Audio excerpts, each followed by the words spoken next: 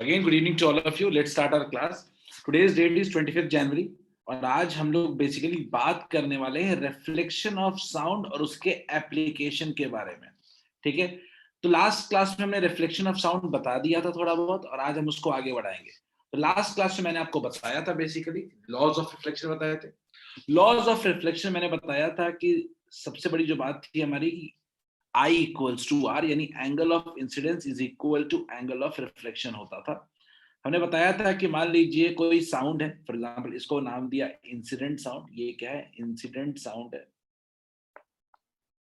जो साउंड आ रहा है. ठीक है, और ये कोई सरफेस है, ये कोई सरफेस है जहां पे साउंड हिट करेगा. तो साउंड जब हिट करेगा तो ऑब्वियसली क्या होगा कि वो क्या करेगा, अपने मीडियम में ही वो रिफ्लेक्ट बैक कर जाएगा. ठीक है, इसको कहते हैं नॉर्मल, इसको कहते हैं नॉर्मल. और ये वाला होता है angle of incidence I. Clear है? इसके बाद हमने बताया था कि जो लाइट होगा वो कुछ इस पाथ पे बेंड करेगा. ठीक, इसको हमने नाम दिया था रिफ्लेक्टेड रे. इसको हमने नाम दिया था रिफ्लेक्टेड रे, रिफ्लेक्टेड रे. और इसके बाद हमने बात किया था इस एंगल के बारे में और ये एंगल था आर. क्लियर है?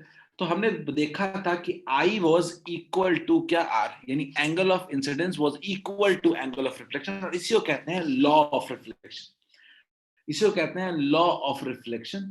हमेशा I जो होगा वो R के इक्वल होगा. लास्ट क्लास में मैं जब खत्म किया था मैंने क्लास, तो मैं बताने वाला था आपको इसके बाद एक बड़ा इंपॉर्टेंट सा चीज, वो है एक्सपेरिमेंट. कि एक रिफ्लेक्शन ऑफ साउंड का एक्सपेरिमेंट कैसे होता है. बच्चों आई होप मैंने बताया नहीं था, सही है क्या? मैंने बताया नहीं था, मैं बताने वाला था.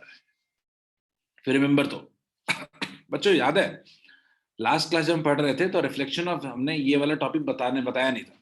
ओके ग्रेट, शुरू करते हैं. तो बच्चों मैंने बताया कि हमने क्या लिया, हमने एक वॉल ले लिया. हमने ले लिया एक वॉल, हमने एक वॉल ले लिया.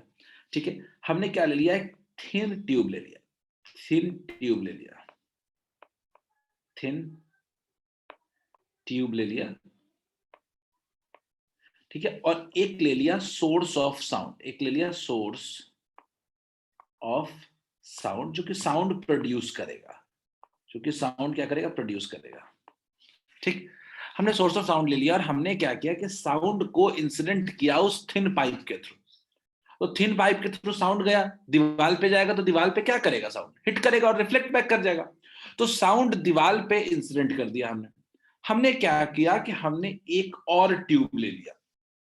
हमने एक और ट्यूब ले लिया जो कि रैंडम डायरेक्शंस में हमने उसको प्लेस कर दिया.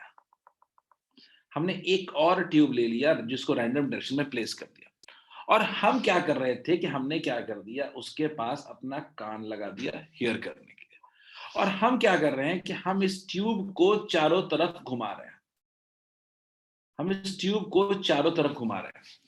तो हमने देखा कि एक ऐसा वक्त आया कि हमको एक बार साउंड जो आ रहा था ट्यूब के थ्रू वो बिल्कुल हमें मैक्सिमम और क्लियर सुनाई दिया. एक ऐसा वक्त आया. उस वक्त पे जब हमने रोका तो हमने देखा कि इस स्टेज पे हमारा आई इज वॉज इस स्टेज पे हमारा जो आई है, एंगल ऑफ इंसिडेंस था, was equal to angle of reflection. हमने देखा कि हमारा जो एक स्टेज ऐसा आया जब हमने देखा कि हमारा एक स्टेज आया जिस वक्त हमने देखा कि हमारा साउंड जो है वो क्लियरली रिफ्लेक्ट बैक हो रहा है. वो डायरेक्शन, ये जो एरो मार्क दिखा रहा हूँ वो क्या है, ये इस स्टेज पे हमारा एंगल ऑफ इंसिडेंस क्या है, एंगल ऑफ रिफ्लेक्शन के इक्वल. तो साबित हो गया कि जब I इक्वल्स टू आर है जिस वक्त, उसी वक्त साउंड हमें क्लियरली सुनाई दे रहा है. Hence law of reflection is proved. Clear है? तो इसके बारे में अगर लिखे तो अगर स्टेटमेंट क्या है, सिंपल. ठीक है, अ साउंड, स्टेटमेंट अगर मैं पूरा लिखना चाहूं इसको, एग्जाम में आ जाए तो क्या लिखेंगे, a sound is passed through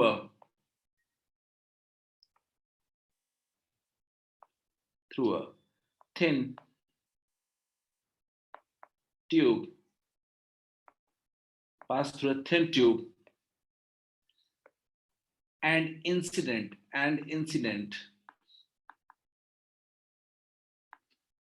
on a wall, incident on a wall. इसको हम लोग क्या कर रहे हैं, दीवार दीवार पे हम लोग इसको इंसिडेंट कर रहे हैं। बड़ा सीधा सा हिसाब है। हमने क्या लिया कि एक साउंड को एक ट्यूब से पास किया और दीवार पे हमने उसको इंसिडेंट किया, ठीक है। अब हम क्या करते हैं, another tube, another tube with one end fix, with one end fixed at point of incidence on the wall, at point of incidence on the wall, incidence on the wall, यानी कहां पे, point of incident on the wall कहां पे, मान लो ये point क्या है, P है। हमने एक एंड को इसको क्या कर दिया, फिक्स कर दिया। हमने एक एंड को एक तरीके से फिक्स कर दिया at P, at P, and another end moved around, moved around an arc, और दूसरे एंड को हम एक आर्क में क्या करते हैं, घुमाने की कोशिश कर रहे हैं। यानी एक एंड को फिक्स कर दिया, दूसरे एंड को घुमाने की कोशिश कर रहा है। तो हमने क्या ऑब्जर्व किया, हमने ऑब्जर्व किया कि intensity of sound is heard maximum, intensity, intensity of sound heard is maximum of sound heard is maximum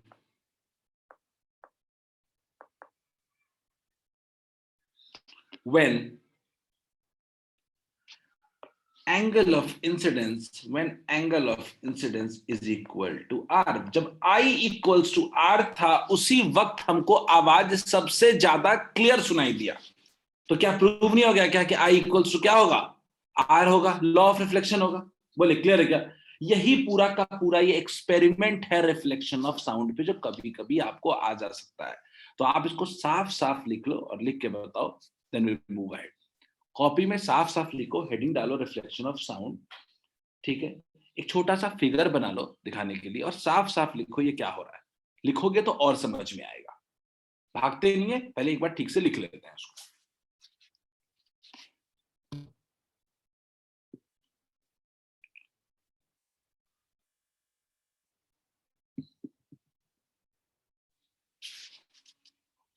कोई डाउट है तो पूछो।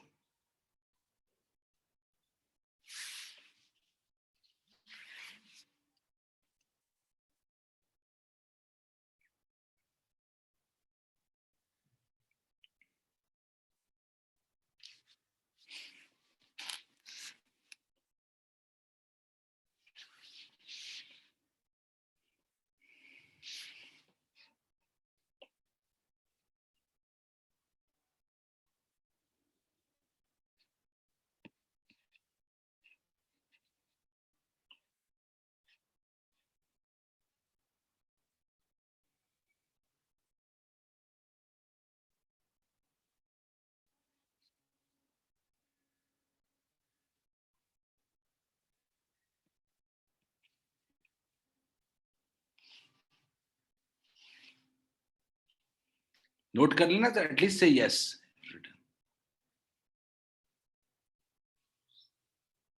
अमृत, आशु समझ में आ रहा है, Bhargavi, Pragya, is it clear to all of you. Great, क्या समझ में आ रहा है सबको। स्वर्णा, विश,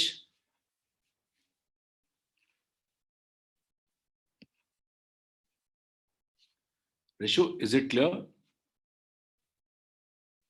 कनिष्क, कनिष्का,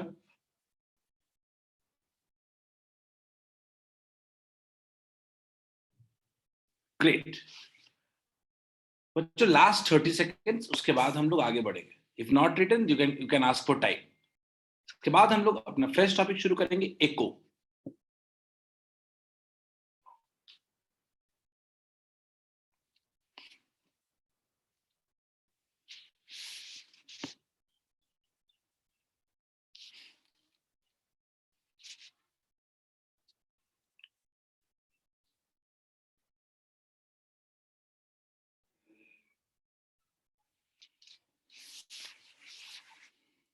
चलो चलो बच्चों, let's go ahead. We are moving ahead with our new topic that is echo. ठीक है, समझने की कोशिश करते हैं कि एको क्या होता है।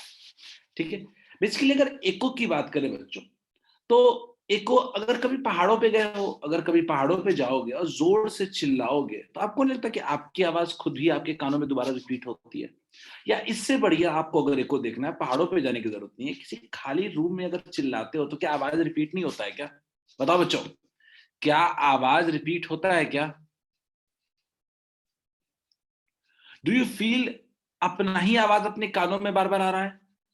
क्लियर है? अपना आवाज अपने कानों में आ रहा होता है हमारा। ठीक है, दैट इज कॉल्ड बेसिकली एको। ठीक है, ये एको बेसिकली कुछ नहीं है, अपना ही साउंड खुद के कानों में रिपीट करे अगर, देन दैट इज कॉल्ड एको। अगर एको का क्लियर कट डेफिनेशन समझना चाहते हैं तो समझने की कोशिश करते हैं। The repetition of sound, the repetition of sound, repetition क्योंकि एक बार आप बोल रहे हो तो आपके कानों में वो आवाज जा ही रही है, और वही आवाज आपका फिर से रिफ्लेक्ट करके रिपीट होके आ रहा है, तो रिपीट कर रहा है। तो repetition of sound which is reflected from high building or any such surface is called echo। Reflect कहां से होगा? किसी न किसी हाई बिल्डिंग से होगा और किसी इस तरह के सरफेस से होगा, then that is called echo। Clear? तो repetition of sound which is reflected from very tall buildings or surface is said to be echo। Clear? इसी को हम लोग कहते हैं echo। क्लियर है क्या? इसको हम लोग कहते हैं echo। अब हम लोग थोड़ा सा आगे बढ़ते हैं, एको का डेफिनेशन समझ गए, अब कैसे होता है एको थोड़ा समझने की कोशिश करते हैं, थोड़ा समझने की कोशिश करते हैं। तो बच्चों गौर से देखो, तो एक लड़की है जो कुछ बोलना चाह रही है, सी हैज हर वॉइस, उसकी अपनी वॉइस है। ठीक है, और मान लेते हैं कि कुछ, ठीक है, मान लीजिए ये कुछ बोल रही है। ये जब बोलेगी तो ऑब्वियसली इसका साउंड क्या होगा? ट्रेवल करेगा। और साउंड कैसे होगा? ट्रेवल करेगा, साउंड को ट्रेवल करेगा ऐसे। मान लेते हैं कि गर्ल से ये जो डिस्टेंस है वॉल का, ये डिस्टेंस कितना है? डी है। मान लेते हैं ये डिस्टेंस कितना है गर्ल का? डी है।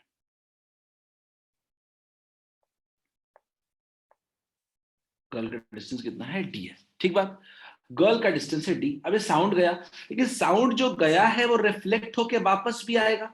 जो रिफ्लेक्ट होके क्या आएगा? वापस आएगा। अब कैसे वापस आएगा थोड़ा देखने की कोशिश करते हैं। तो मैं क्या करता हूं, मैं सिंपल सा बनाता हूं कि साउंड किधर जा रहा है, साउंड कुछ ऐसे जा रहा है।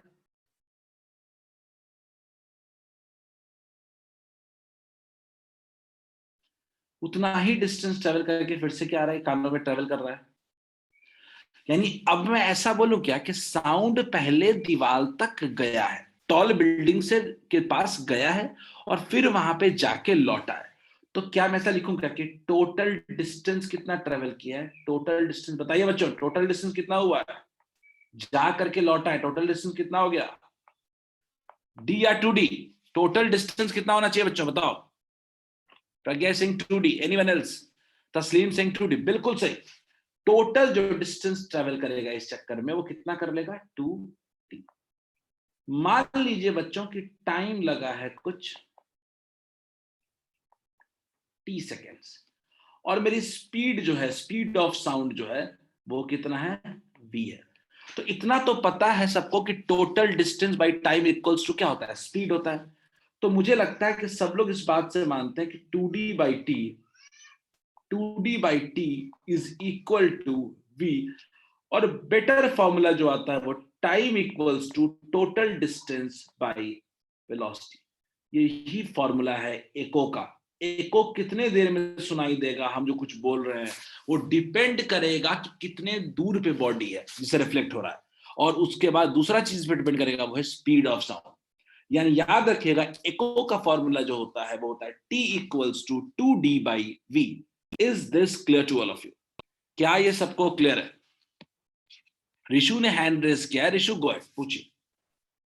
सर जो लड़की ने अपना वॉइस बोला है वो ध्यान से देखिए परपेंडिकुलर है उस ऑब्जेक्ट पे, but the reflected ray is not equal to incident ray. It will go as ahead on the straight edge of incident ray, and the normal is also on the same line.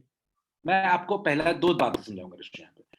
पहला मैं आपको ये समझाना चाहता हूँ कि sound सीधे सीधे रिफ्लेक्ट कैसे हो गया। पहली प्रॉब्लम आपकी यही है, ठीक। गौर से देखिएगा, मान लीजिए एक सरफेस है, ठीक, और मान लीजिए कोई साउंड ऐसे इंसिडेंट हुआ है, ठीक।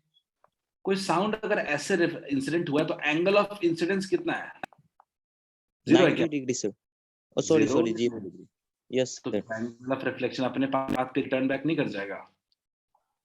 यस सर, बट आप वो येलो कलर को इंसिडेंट रे डिनोट कर रहे हैं और ग्रीन कलर वाले रे को रिफ्लेक्टेड, तो एग्जैक्टली रिफ्लेक्टेड। आप यही कहना चाहते हो ना? मैं तुम्हारे हिसाब से क्या होना चाहिए अगर मैं बोलूं? आप यही कहना चाहते हो ना ऑन कि द ये पूरा सेम लाइन कपड़े सर, ऐसे हो? ऑन द यही सेम है। लाइन। हाँ हाँ सर, वो यस सर। वो दिखाने के लिए अलग बनाया था। अब तो क्लियर अच्छा है, सर। हाँ ठीक। सर, हाँ सर। चलो, क्लियर है बच्चों? क्या सबको ये क्लियर है? 2D total distance, 2D time T. तो आज के बाद कभी याद रखना कि जो टोटल टाइम होता है इक्वल्स टू क्या होता है? टोटल डिस्टेंस बाय स्पीड, यानी 2D बाई कितना होगा? b होगा। अब लेकिन आपके मन में एक सवाल आता है कि सर ये हमको हर बार कहां सुनाई देता है? हर बार हमको इको सुनाई देता नहीं है। तो मतलब कि ऐसा तो है नहीं कि कभी भी हम कुछ बोलेंगे हर चीज मेरे कानों में रिपीट होगी आकर के। बिल्कुल सही बात है, एको सुनाई नहीं देता है। तो एको जब सुनाई नहीं देता है तो जरूर इसका कुछ ना कोई स्पेशल काम होगा, स्पेशल केस होगा या कंडीशन होगा। तो हम वही बात करने वाले हैं, कंडीशन फॉर एको। एको को सुनाई देने के लिए कुछ कंडीशंस होते हैं। वो कंडीशन क्या है उसको समझने की जरूरत है आपको। बच्चों गौर से देखो, होता क्या है कि हमारे ह्यूमन ईयर का ना एक नेचर होता है कि कोई भी साउंड अगर ह्यूमन ईयर में है वो आ जाएगा तो वो 0.1 सेकेंड तक अब उस ईयर में टिकेगा। मतलब 0.1 सेकेंड तक वो बिल्कुल क्या होगा? टिकेगा। और टिक करके क्या होगा? वो टिकेगा और उसके बीच में अगर कोई और साउंड आ जाएगा तो वो उसको रीड नहीं करेगा। यानी हमारे हमारे कानों में कोई भी साउंड जो होता है वो 0.1 सेकेंड तक परसिस्ट करता है, ठीक है। इसको इसको कहते हैं, इसको हम कह सकते हैं कि मिनिमम टाइम जितने देर में, जितना देर साउंड हमारे कानों में परसिस्ट करता है। तो अब 0.1 सेकंड के अंदर अगर रिफ्लेक्ट करके आ गया साउंड तब तो हमको सुनाई नहीं देगा। यानी सुनाई देना है तो जो एको होकर के आ रहा है वो कम से कम 0.1 सेकंड के बाद साउंड आना चाहिए। अब मैं आपको इसका एग्जांपल देता हूं। क्वेश्चन में एक स्टेटमेंट बता रहा हूं। स्टेटमेंट क्या है? The sensation for any sound persist in our ear for 0.1 second. कोई भी सेंसेशन जो होता है वो हमारे कानों में 0.1 सेकंड तक परसिस्ट करता है। which means that to hear a clear echo, एक clear echo सुनना है अगर, then the reflected sound must be, reflected sound जो होना चाहिए वो कम से कम 0.1 सेकंड के बाद ओरिजिनल साउंड के आना चाहिए। तभी होगा एको, तभी हमको एको सुनाई देगा। इसका मतलब कि जो हमारा मिनिमम टाइम है, हमारा जो मिनिमम टाइम होना चाहिए that must be equal to what? 0.1 second. तो बच्चों अगर मेरा मिनिमम टाइम 0.1 सेकेंड है तो मिनिमम डिस्टेंस कितना होगा? तो लगा सकते हैं 2D by we. 2D by we क्या होता है? Time. 2D minimum by V equals to कितना है? T minimum. Minimum time. तो इस लिहाज से अगर हम गौर से देखें तो हमारा वेलोसिटी जो दिया हुआ है, वेलोसिटी ऑफ इन एयर, अगर मैं एयर में बात करूं तो एयर में जनरली जो वेलोसिटी है वो है 344 मीटर पर सेकेंड। जनरली एयर में जो वेलोसिटी होता है वो 344 मीटर पर सेकेंड होता है। उस लिहाज से अगर हम देखें तो वैल्यू पुट करेगा 2 into D minimum by 344 equals to 0.1। तो इस लिहाज से देखें तो मिनिमम डिस्टेंस जो होना चाहिए वो कितना होना चाहिए? 34.4 बाई 2 यानी इक्वल्स टू 17.2 मीटर। यानी अगर एको आपको सुनना है तो जो ऑब्स्टेकल होना चाहिए वो कम से कम 17.2 मीटर दूर होना चाहिए। मैं फिर से बता रहा हूं, एको क्या होता है? एक एक करके ऑर्डर में रिपीट करो। एको होता है अपना साउंड खुद से ही रिफ्लेक्ट होकर रिपीट होकर सुनना, ठीक। एको का कंडीशन क्या है कि तो एको कभी भी आप बोलते हो तो आपका साउंड पहले जाएगा और लौटेगा। तो टोटल डिस्टेंस कितना ट्रेवल करेगा? आपका डिस्टेंस मान लो ऑब्स्टेकल से डी है तो टोटल डिस्टेंस कवर करेगा 2D। टाइम कितना होता है? तो टोटल डिस्टेंस बाई टाइम, तो 2D बाई वी। अब मैंने कह दिया कि डिस्टेंस टाइम जो है वो मिनिमम होगा 0.1 सेकंड, इससे कम टाइम होगा तो एको सुनाई नहीं देगा। तो मैंने ले लिया मिनिमम टाइम। तो मिनिमम टाइम के हिसाब से एयर में मिनिमम डिस्टेंस कितना होना चाहिए? 17.2 मीटर। अगर मान लो कि कोई ऑब्स्टेकल 10 मीटर पे है तो हम उससे अपना इको सुन नहीं सकते हैं, कोई 12 मीटर पे है तो हम अपना इको सुन नहीं सकते, लेकिन अगर कोई 17 मीटर पे है तो हम अपना इको सुन सकते हैं। यानी इको को क्लियरली सुनने के लिए कम से कम 17.2 मीटर आपका डिस्टेंस होना ही चाहिए। ठीक है, अंकित पूछो।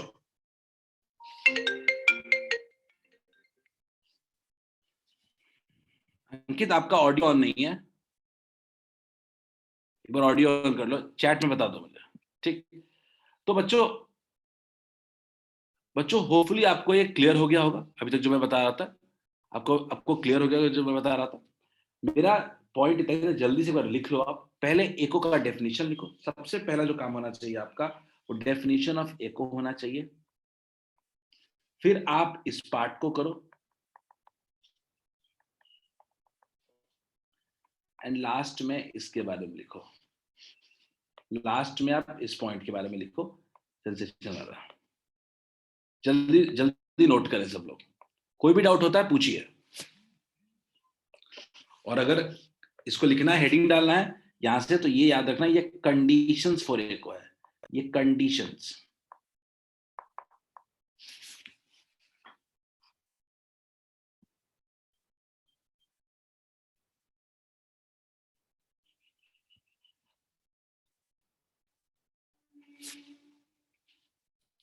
ठीक है, आप इसको लिख सकते हैं कंडीशंस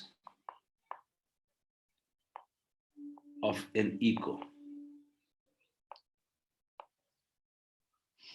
ठीक है, ये कंडीशंस फॉर एन इको है। ठीक है, आप पहले बेसिक इको समझ लो, इको के बाद ये फॉर्मूला निकाल लो। इस पे क्वेश्चन भी करेंगे अभी हम लोग। So with some wrong,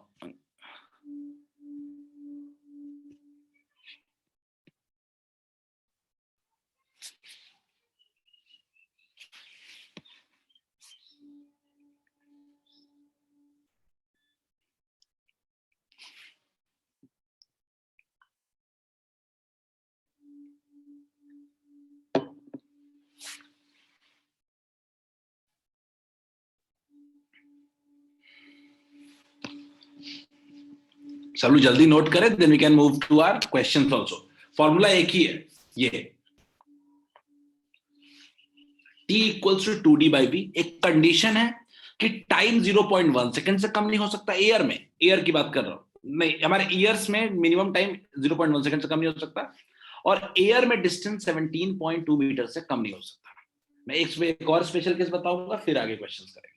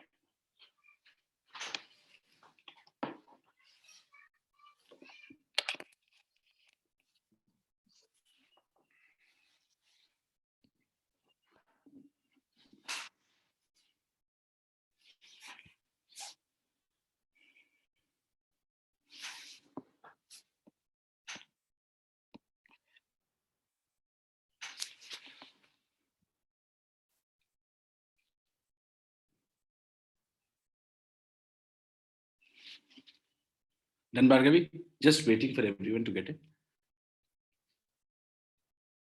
एक जो मैं स्पेशल केस यहां बताना चाहता हूं, आप लिखते रहो यहां पे, एक स्पेशल केस ये एयर का हो गया। मान लो कि अगर मैं वाटर में बोलूं, इन वाटर में जनरली जो एवरेज स्पीड जो होता है वो होता है 5200 किलोमीटर, 5200 मीटर पर सेकेंड। मैं एक एवरेज स्पीड की बात कर रहा हूं, 5200 मीटर पर सेकेंड। तो अगर कोई बोले कि वाटर में एको सुनने के लिए क्या कंडीशन चाहिए इन वाटर, तो उसमें फिर से रखूंगा कि मिनिमम टाइम तो वही है, कान तो वही है, कान बदल तो दिया नहीं है। मिनिमम टाइम कितना होगा? 0.1 सेकेंड। वेलोसिटी दिया हुआ है तो फॉर्मूला क्या है, 2d/t इक्वल्स टू क्या है, v। तो अगर इस लिहाज से लगाए तो 2d, t कितना है 0.1 और v कितना है 5200। अगर इसको देखें तो ये 2600 हो जाएगा। तो डिस्टेंस, मिनिमम डिस्टेंस जो होना चाहिए वो 260 मीटर होना चाहिए, यानी एयर में 17.2 मीटर पे कुछ सुनाई देगा मिनिमम, लेकिन वाटर में वही 260 मीटर के बाद ही अगर डिस्टेंस पे होगा ऑब्स्टिकल तभी सुनाई देगा। यानी एको हर वक्त सुनाई नहीं देता है, एको का भी एक कंडीशन है। क्लियर है, इस बात को ध्यान रखेंगे। और अब इसी टॉपिक से आगे बढ़ते हुए हम लोग एक क्वेश्चन करने की कोशिश करते हैं। बच्चों देखो, एक क्वेश्चन आपके पास लिखा हुआ है, let's try this. Simple formula है आपके पास एको का, यूज करते हैं इसको। क्वेश्चन में देखो क्या क्या दिया हुआ है।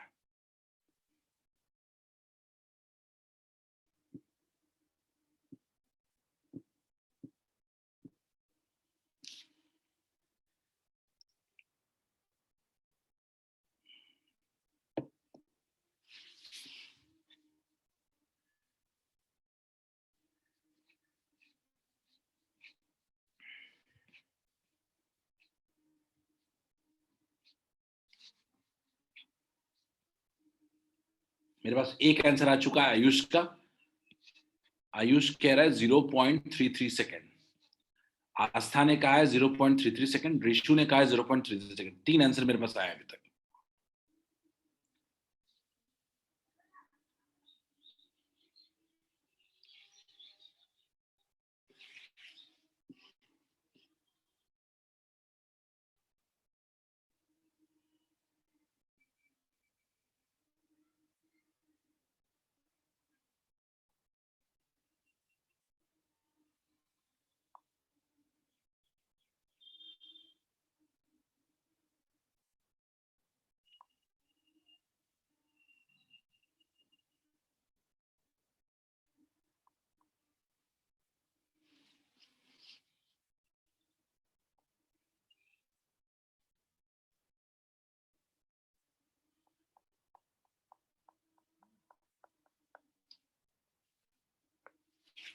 चलो ट्राई करो।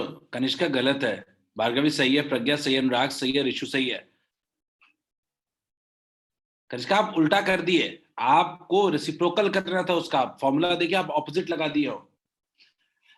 एक पर्सन बंदूक से गोली, सॉरी फायर से गन गोली निकल रही है, और वो डिस्टेंस जो है वो 55 मीटर है। यहाँ से कितना डिस्टेंस है, 55 मीटर, यानी डिस्टेंस तो क्लियर है। और स्पीड भी दिया हुआ है 330 मीटर पर सेकेंड। तो इतना तो तय है, एको सुनना है तो टाइम का फॉर्मूला कितना होता है तस्लीम, चलिए just give it for second.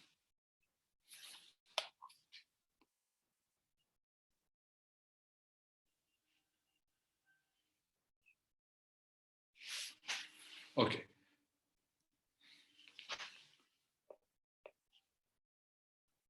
ठीक है। तो टाइम इक्वल्स टू कितना हो जाना चाहिए, टी इक्वल्स होना चाहिए 2d/v। T equals to 2d/v। बोलिए, v इक्वल, अपने पास टाइम निकालना है तो 2 इंटू क्या हो जाएगा, डी 555 हो जाएगा, बाई v कितना हो जाएगा 330 हो जाएगा।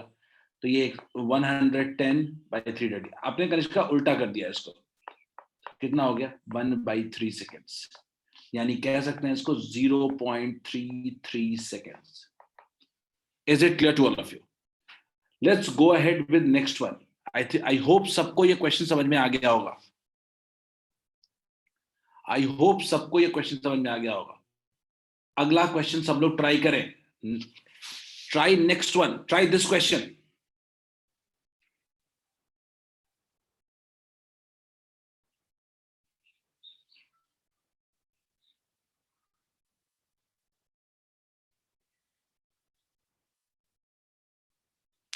वैसे मैं जो एग्जांपल दे रहा था तो वाटर का मैंने स्पीड 5200 गलत दिया, तो सॉलिड के अंदर का स्पीड था वो। ये लिक्विड के अंदर का स्पीड 1530 के आसपास ही होता है। बट खैर I was just giving example. Try this question, ये आपसे बन जाएगा.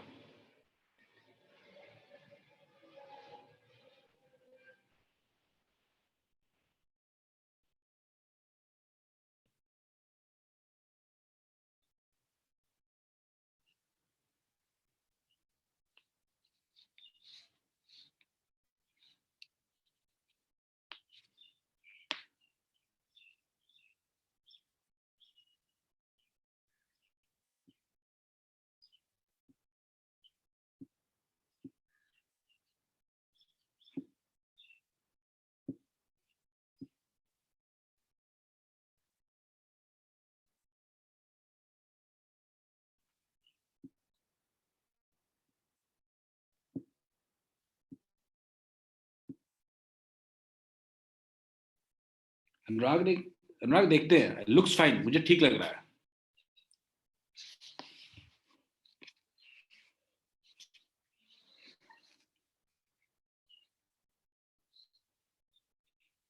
प्रज्ञा ठीक है, अस्था ठीक है, सबका आंसर सेम है, ठीक लग रहा है. आयुष आपका भी आंसर ठीक है.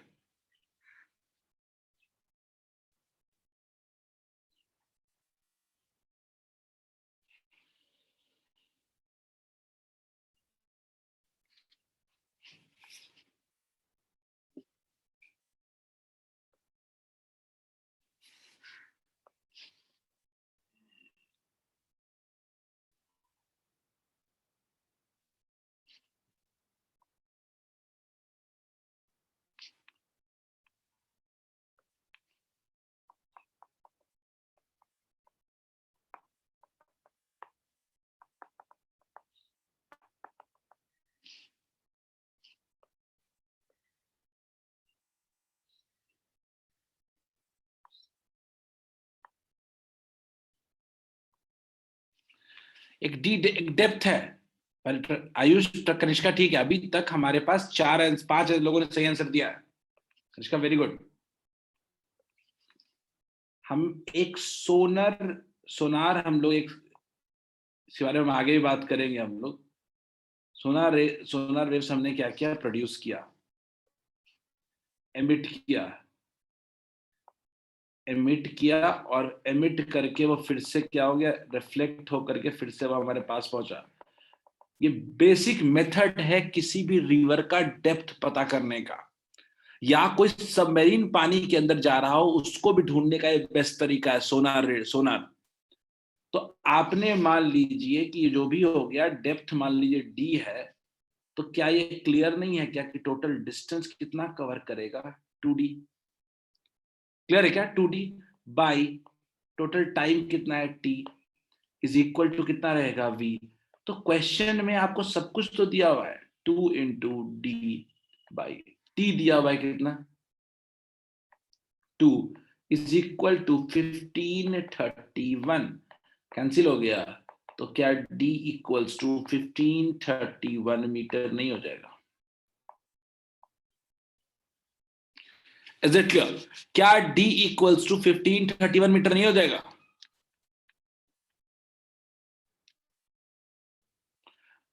बोलिए बच्चों, सही है अशोक? सबको समझ में आ गया? ये क्वेश्चन को समझो, एक ये तरीका एक्चुअली है, नेविगेशन में काम आता है, और खासकर पानी का डेप्थ पता करने के लिए, पानी के अंदर सबमरीन पता करने के लिए ये बेस्ट मेथड होता है कि हम सोलर रेडिएशन डालते हैं, बीच में कोई भी ऑब्स्टेकल आता है तो उससे रिटर्न हो जाता है. तो टाइम हमको कितने टाइम में रिटर्न हो रहा है ये निकाल लेते हैं, जितने टाइम में रिटर्न हो रहा है वो निकाल करके हम उसे डेप्थ निकाल सकते हैं. This is the best way to calculate, to have inner in water measurement. पानी के अंदर मेजरमेंट करने के लिए बेस्ट तरीका है. या पानी का डेप्थ निकालने के लिए क्या हम स्केल थोड़े लेके जाएंगे, ठीक है? तो इसी मेथड से हम किसी वक्त पे पानी का डेप्थ निकालते हैं, लिक्विड डेप्थ निकालते हैं ओशन में. क्लियर है?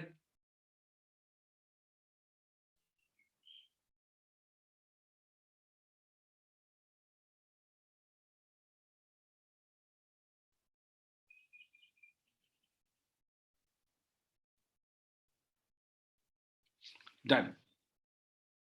आई जस्ट होप कि आप अगला क्वेश्चन करोगे, आप नेक्स्ट क्वेश्चन करोगे और जल्दी करोगे. नेक्स्ट क्वेश्चन ना थोड़ा जल्दी में, तो अगला क्वेश्चन बिल्कुल सेम तरह का ही है।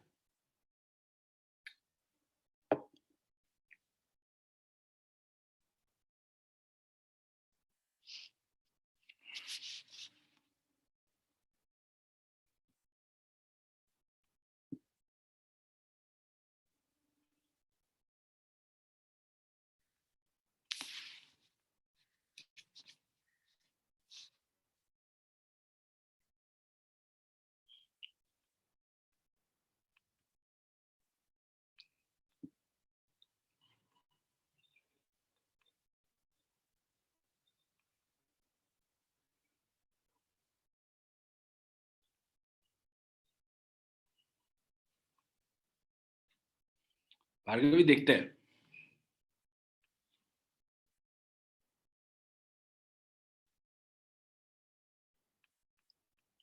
मुझे ठीक लग रहा है, प्रज्ञा ठीक लग रहा है, आयुष ठीक लग रहा है मुझे। सेम पिछले क्वेश्चन की तरह ही है, बस खाली डेटा चेंज हुआ है।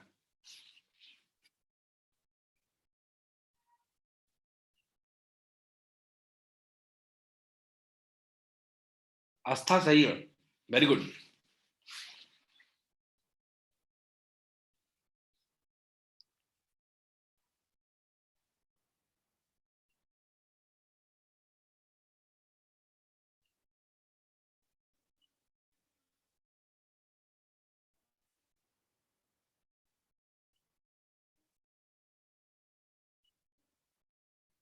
अनुष्का सही है, वेरी गुड। अगेन देखो क्वेश्चन में क्या क्या चीजें दी गई हैं आपको। क्वेश्चन में आपको, आशुष बिल्कुल सही है, क्वेश्चन में आपको टाइम दे दिया गया है। इको में, इको का फॉर्मूला एकदम दिमाग में रहना चाहिए। लॉजिक ना, लॉजिक मिस भी हो रहा हो तो फॉर्मूला भी याद आएगा तो क्वेश्चन बन जाएगा। वेलोसिटी 1530 मीटर पर सेकेंड। टी दिया है, वी दिया है, फॉर्मूला याद करो। 2d by T equals to V. 2d by T equals to we.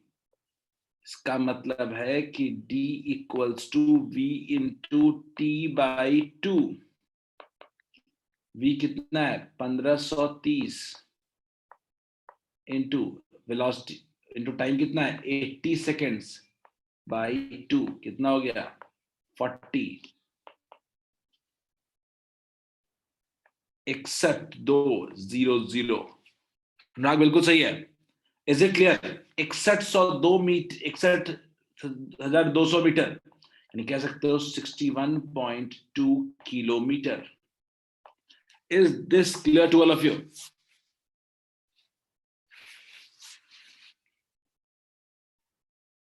Is it clear to all of you? Submarines भी सोनार प्रिंसिपल पे ही काम करते हैं और रिफ्लेक्शन और एको प्रिंसिपल पे ही काम करते हैं। वाटर के अंदर मोस्टली जो इंस्ट्रूमेंट्स होते हैं वो इसी सिग्नल के ट्रांसमिट और रिसीविंग से काम करते हैं। बोलिए क्लियर है क्या? Is this clear to all of you? क्या ये सबको क्लियर है? काफी लोगों ने बिल्कुल सही रिस्पॉन्ड किया था इसमें। So should we go ahead, आगे बढ़े?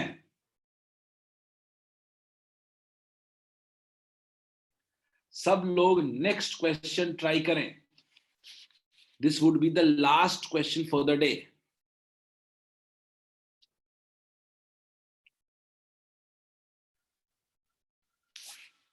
सब लोग ध्यान से क्वेश्चन को पढ़ो और ट्राई करो।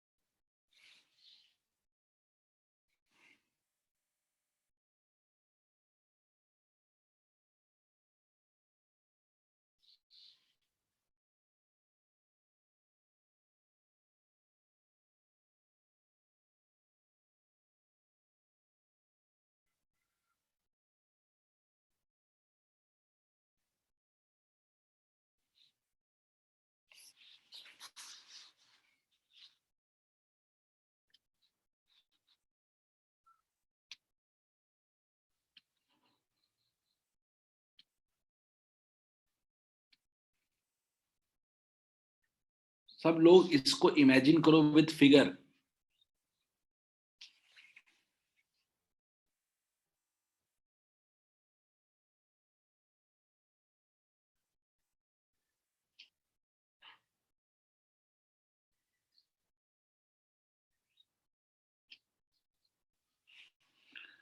आयुष ने पहला आंसर दिया है।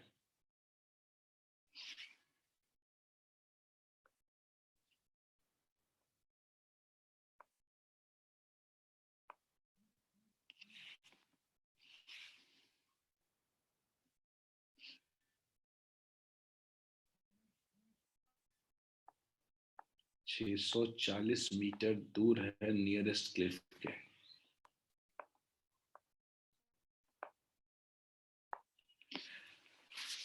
आस्था आपने एक काम अच्छा किया है, लेकिन आप क्वेश्चन को दूसरे पार्ट को ठीक से शायद नहीं पढ़े।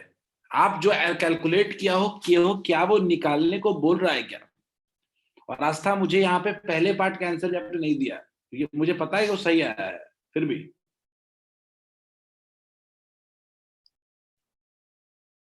नहीं कनिष्क, इतना नहीं आना चाहिए। क्या आप लोग इस फिगर से रिलेट कर पा रहे हो? अगर आप इस फिगर से रिलेट कर पा रहे हो तभी क्वेश्चन बनेगा।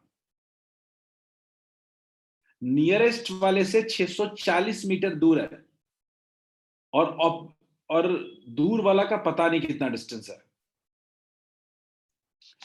लेकिन नियरेस्ट वाले से क्वेश्चन में साफ कह रहा है कि टाइम भी दिया गया है। टाइम कितना दिया गया? 4 सेकेंड्स टाइम दिया है। 4 सेकेंड नहीं करने से गलत है। तो क्या केस 1 का जो एक पहला वाला केस है, केस 1 में क्या आप डिस्टेंस नहीं निकाल सकते हैं? 2d/t 2d/t इक्वल्स टू क्या हो जाएगा? v। अपने को चाहिए क्या? अपने को चाहिए 2d/t इक्वल्स टू v। तो अपने को चाहिए v, तो v कितना है? 2d, यानी 2 इंटू 640/4 यानी 2, यानी कितना हो रहा है? 320 मीटर पर सेकेंड। क्या वेलोसिटी पहले पार्ट से निकल के आ जाएगा क्या? क्या फर्स्ट पार्ट से अगर डिस्टेंस और टाइम दोनों दे दिया है तो क्या वेलोसिटी नहीं निकल के आ जाएगा? मुझे बच्चों बताओ कि दूसरे केस में आपको डिस्टेंस नहीं पता, दूसरे केस में आपको डिस्टेंस नहीं पता, distance it is unknown. Case 2 की बात कर रहा हूं मैं। आपको स्पीड का पता चल चुका है, कितना है? 320 मीटर पर सेकेंड। बच्चों क्या आपको इसमें टाइम के बारे में पता है क्या? Any one of you who want to respond, क्या किसी को टाइम के बारे में पता है क्या? कितना टाइम लगेगा दूसरे वाले केस में? एनीवन, क्या कोई बता सकता है? तस्लीम ने कहा 7 सेकेंड्स, सॉरी प्रज्ञा ने कहा 7 सेकेंड, तस्लीम ने कहा 3 सेकेंड। Anything else? दूसरे केस में कितना टाइम लगेगा? आस्था ने कहा 7। तस्लीम गौर से देखो, वो बोल रहा है 3 सेकेंड बाद। 3 सेकेंड बाद का मतलब कितना है कि अभी आपका 4 सेकेंड पे पहला सुनाई दिया है, तो दूसरा कितने सेकंड के बाद सुनाई देगा? 7 सेकंड के बाद। तो वेलोसिटी और टाइम दिया हुआ है, तो क्या डिस्टेंस नहीं निकाल लेंगे? डिस्टेंस क्या होगा? Velocity into time. गलत हुआ क्या? क्या बच्चों ये गलत हुआ? तो 7 सेकंड है, तो डिस्टेंस कितना होगा? वेलोसिटी इनटू टाइम, और obviously velocity into time by 2 करना पड़ेगा अपने को। डिस्टेंस क्या करना पड़ेगा? Velocity into time by 2। अगर आप फॉर्मूला लगाते हो तो 2d/t इक्वल्स टू v। तो अब वेलोसिटी इनटू टाइम बाई 2 यानी 320 इंटू 7/2, ये आ रहा है 160। तो ये लगभग आ रहा है 1120 मीटर। Is it clear? तो अब आपको ये आ गया 1120 मीटर। तो पूछा क्वेश्चन क्या है? डिस्टेंस बिटवीन द क्लिफ्स पूछा है, दोनों पहाड़ों के बीच का डिस्टेंस पूछा है। तो टोटल डिस्टेंस कितना हो जाएगा? 640 प्लस 1120 कितना हो जाएगा? 1760 metre, 1760 metre. Am I making this clear? Pragya, आपको 1120 जो आया है वो दूसरे केस का है, टोटल डिस्टेंस पूछ रहा है दोनों के बीच। तो टोटल डिस्टेंस तो 1760 मीटर होगा ना। बोलिए, क्या सबको ये क्वेश्चन क्लियर है? क्या सबको इको क्लियर है? क्या इको का सिर्फ एक ही खासियत है, that is equal to T equals to 2D by B.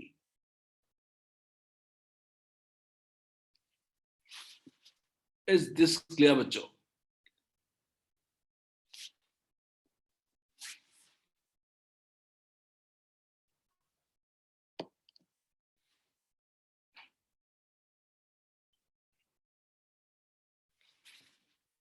बच्चों दैट्स इट फॉर टुडे। आज के लिए इतना ही। हमने इको खत्म कर लिया। अगले दिन रिवर्बरेशन और एप्लीकेशन ऑफ मल्टीपल रिफ्लेक्शन हम लोग पढ़ेंगे।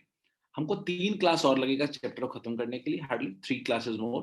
हम बहुत डिटेल में गए हैं टॉपिक को। किसी को भी कोई भी दिक्कत है पूछ सकते हो। Giving you 3 to 4 minutes time to ask any questions if you have any. Otherwise, you can leave the session. Class would be up to here only. ठीक है, ये आपको नोट्स आपको अपलोड हो जाएगा और अगले दिन क्या पढ़ाने वाले हैं वो भी इस स्लाइड में रहेगा, तो आप उसको भी देख सकते हैं। ठीक है बच्चों,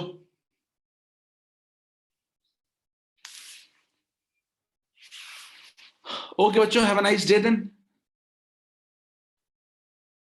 let's get on to the end. अगले क्लास की तैयारी करें। Bye bye. होपफुली सबको समझ में आया होगा।